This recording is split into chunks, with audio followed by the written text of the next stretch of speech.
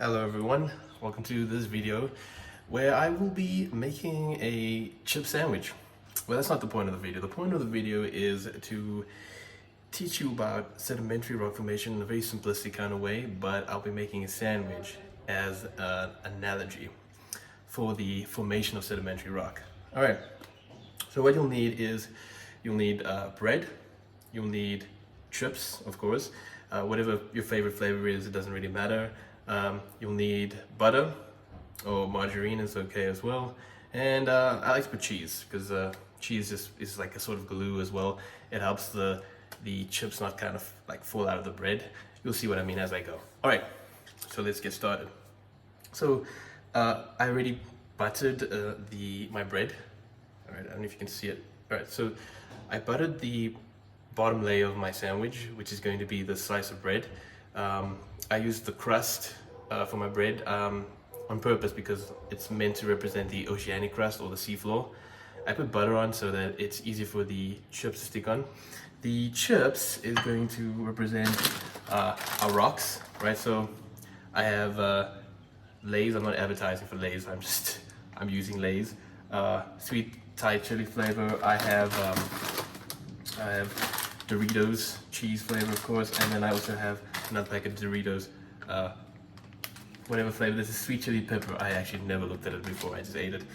Alright, so those are going to be our rocks. So how sedimentary rock forms is first you have a whole rock, right? You have rocks, whether it be attached to mountains or large rocks on the surface, and those rocks undergo weathering processes like wind or water erosion. And what that does is it breaks little tiny pieces of that rock off over time, and ultimately that leads to really small rock particles accumulating, and you would call that sand, and that can take anywhere between hundreds, thousands, and maybe even 100,000, millions of years as well. And those rock particles end up in the ocean due to rain runoff, or the flow of a river, or just the wind blowing it into the ocean. And so I've already done that to save time. So I have my sand, right, for the mixture of the Doritos. I have the Lay's, right, the mixture of the Lay's. Well, actually no, just one Lay's, the Thai sweet chili, and I have my cheese.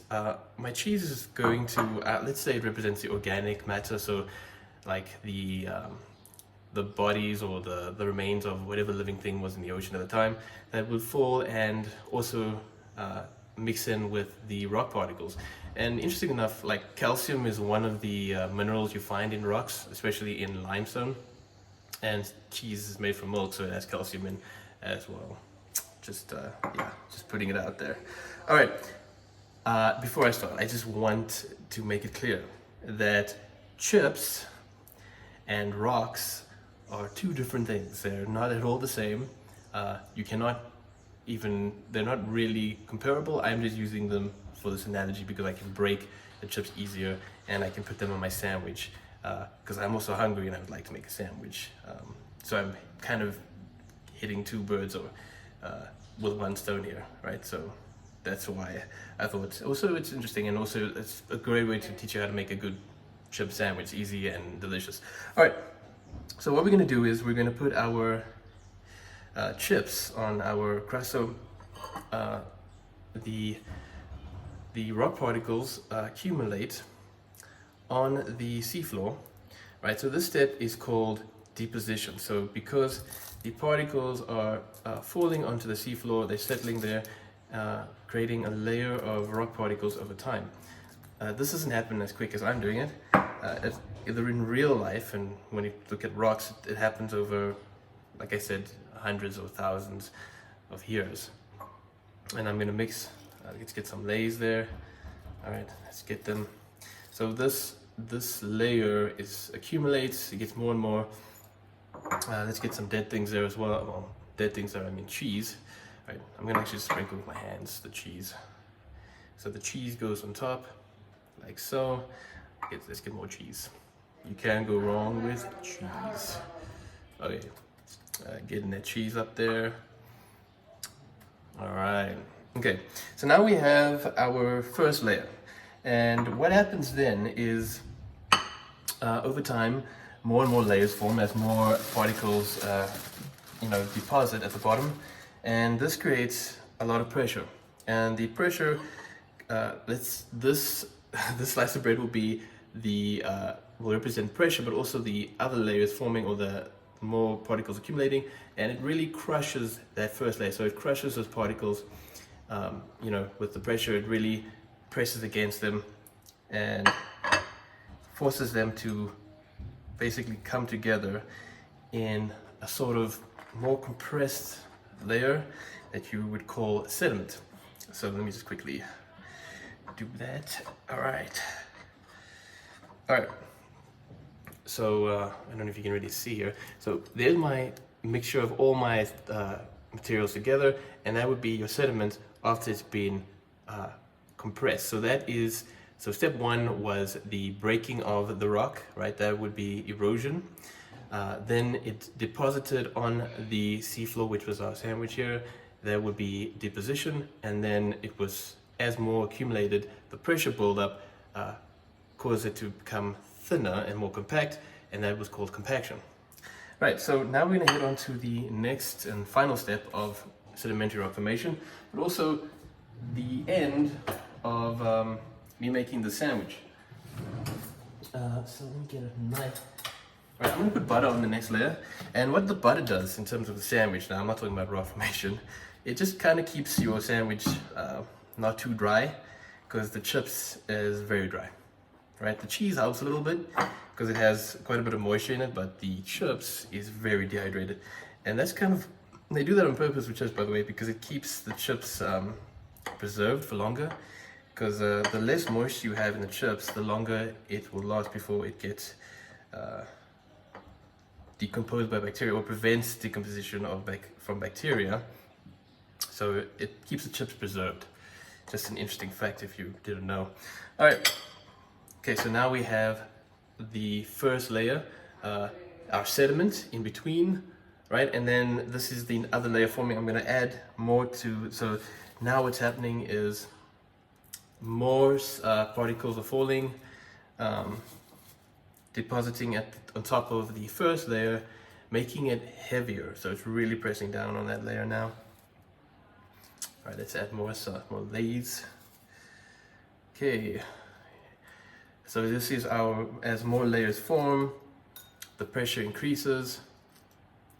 And what happens now to the bottom layer, well, the first layer we had, is that the pressure becomes so much that all the moisture, all the water in the rock, or in between the rock particles, is squeezed out, is forced out. And this creates a sort of glue effect to all the particles. So they cement together, which is why the last step is also called cementation. And that creates a solid rock material known as sedimentary rock. So right now, let me grab another slice of bread. Right now, I formed, my first layer is now rock.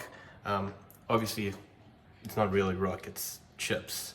All right, but to compare it to the rock, the sedimentary rock formation process, it is now sedimentary rock. So it is dry as rock, it has no water in between the rock, it is glued together, the solid mass, and it's because of all this pressure of the other two layers on top of it, creating rock at the bottom. And in terms of the sandwich, this is, I think, ready to eat, and I'm gonna do that right now. I'll let you know. I've never actually tried this exactly. I've never tried a multiple layer. I know that chip sandwich can be nice. So let's try it out. Let's see what it's like. All right. Here goes nothing.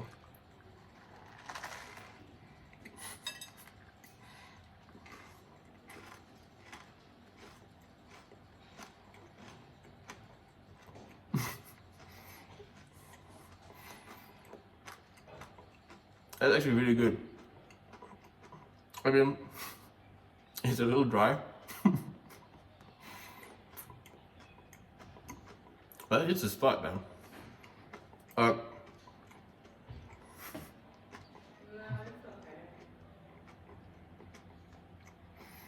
So let's just recap.